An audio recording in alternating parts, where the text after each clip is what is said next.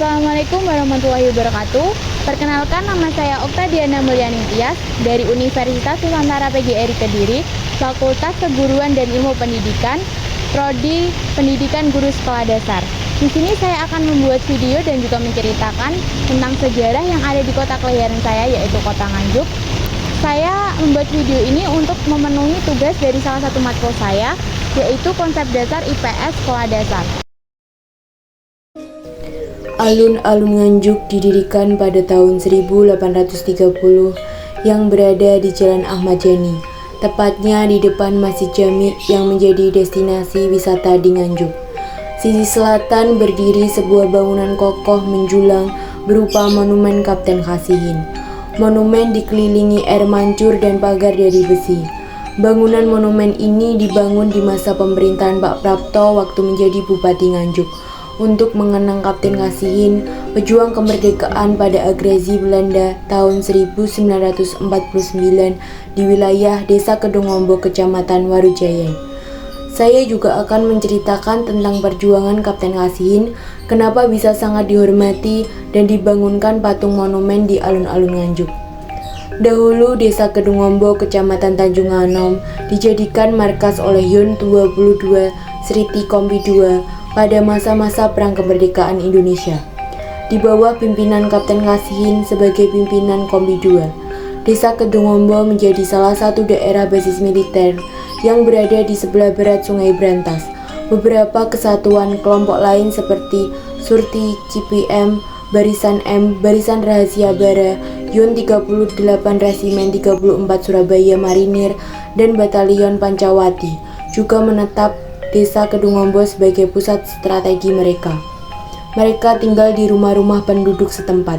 Sementara itu, Kapten Kasihin, Letnan Joseph, Letnan Siswa Harjojo berada di rumah Bapak Purwadi Harjo dan para pejabat pemerintahan Kabupaten Nganjuk, seperti Bupati Nganjuk M.R. Gondowardojo dan Pati Djoko Kusumo berada di rumah Bapak Hanur Wedana Anam, di rumah Bapak Dipo, dan Camat Avandi di rumah Bapak Dejo Sumarto. Selama perang bergerilya berpindah-pindah, pembekalan sangat sulit untuk dikirim dari markas ke tempat perjuangan.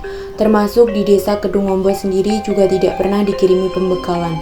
Oleh karena itu, semua kebutuhan dicukupi penduduk setempat, termasuk bahan makanan dan pakaian.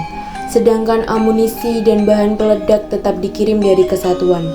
Peran aktif penduduk sangat menentukan dalam perjuangan bangsa Indonesia. Mereka tidak hanya menyediakan tempat dan makanan, tetapi juga sebagai pelaku langsung dalam setiap perjuangan. Hal ini terbukti bahwa yang gugur dalam pertempuran di Kedungombo tidak hanya yang tercatat sebagai tentara resmi, tapi juga penduduk sipil setempat. Diperkirakan pukul 9 WIB, Kapten Kasihin dan pengawalnya yang bernama Susah berjalan dari selatan Desa Tawangrejo menuju ke arah utara. Baru berjalan beberapa ratus meter mendapat laporan dari mata-mata Republik bahwa Belanda sudah berada di balai desa berjarak sekitar kurang lebih 600 meter dari tempatnya. Mendapat laporan tersebut, Kapten Kasihin tidak menghiraukannya dan terus berjalan ke arah utara. Beberapa menit kemudian terdengar beberapa kali suara tembakan di pertigaan Gang Utara SDN Kedungombo 1. Ternyata Kapten Kasihin terkena tembakan. Walaupun sudah tertembak, ia berusaha lari ke arah timur sejauh lebih 1 kilometer dan masuk ke dalam rumah seorang penduduk di Tawangsari yang bernama Bapak Rasio. Di rumah tersebut, Kapten Kasihin mendapat perawatan tuan rumah sekitar 30 menit. Sebelum akhirnya Belanda menemukannya. Belanda yang mengetahui ada orang tertembak terus mengejarnya dan akhirnya menemukan Kapten Kasihin. Diturunkan di lantai dan kemudian dibunuh di tempat itu juga. Sekitar pukul 9.30 WIB, setelah dibunuh, Kapten Kasihin ditinggalkan begitu saja oleh Belanda. Menurut Ibu Parmi, istri dari Bapak Rasio, mengetahui bahwa yang dibunuh berpangkat kapten. Mereka kemudian hormat kepada jenazah Kapten Kasihin dan tanda pangkatnya dilepas dan dibawanya. Kemudian jenazah Kapten Kasihin dibawa para pejuang bersama rakyat ke rumah kepala desa, diberi penghormatan dan setelah itu dimakamkan di makam Kedungombo, Kecamatan Tanjung Anom. Tak heran bila Pak Prapto begitu menghormati tokoh tersebut. hingga untuk mengenang jasa Kapten Kasihin telah gugur mempertahankan kemerdekaan diabadikan dalam sebuah monumen Kapten Kasihin di alun-alun Nganjuk. Jadi itu adalah perjuangan dari Kapten Kasihin. Alun-alun Nganjuk juga selalu ramai dikunjungi oleh warga di akhir pekan. Di sini juga tersedia area bermain untuk anak-anak seperti perosotan dan yang lain sebagainya. Di tengah-tengah taman terdapat ruangan kecil yang merupakan taman baca. Di sudut taman juga terdapat lapangan basket yang dapat dimanfaatkan bagi Anda yang suka olahraga basket. Banyak pilihan warung kuliner di sekitar alun-alun Nganjuk, termasuk penjual makanan yang menjajakan makanan untuk anak-anak dan juga dewasa.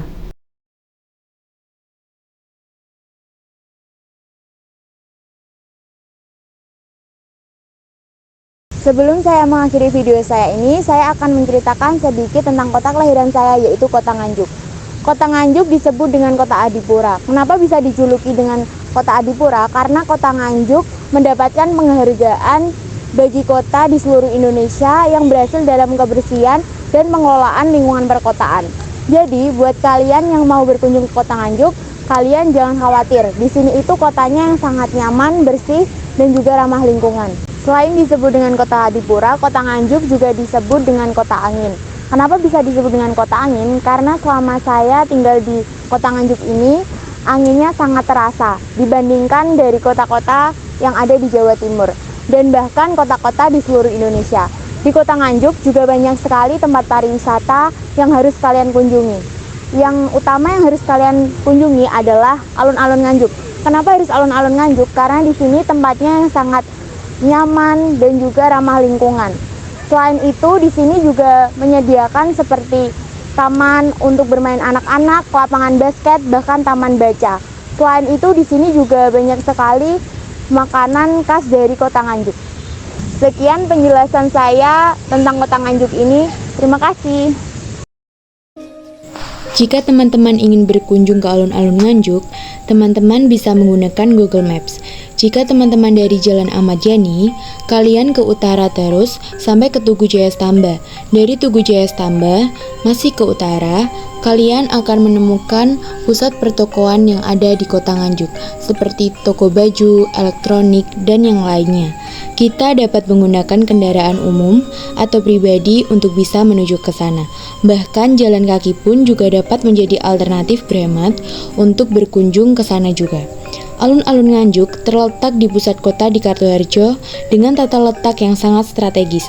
Di sebelah barat alun-alun Nganjuk terdapat Masjid Jamik Nganjuk, di sebelah selatan terdapat pusat pertokoan di Nganjuk, di sebelah utara terdapat SMPN 1 Nganjuk, serta Polsek Nganjuk Kota, dan di sebelah timur adalah Pusat Pemerintahan Kabupaten Nganjuk, Pendopo Kabupaten Nganjuk, dan Gedung Pemkab Nganjuk. Jadi itu video yang ada di alun-alun Nganjuk. Terima kasih telah menonton video saya. Mohon maaf jika banyak salahnya. Wassalamualaikum warahmatullahi wabarakatuh.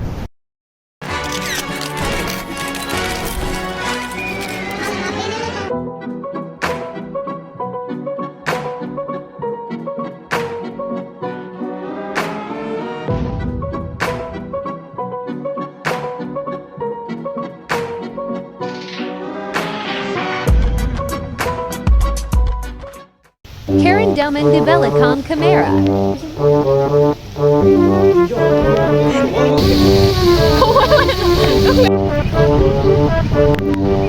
Sopi mun to.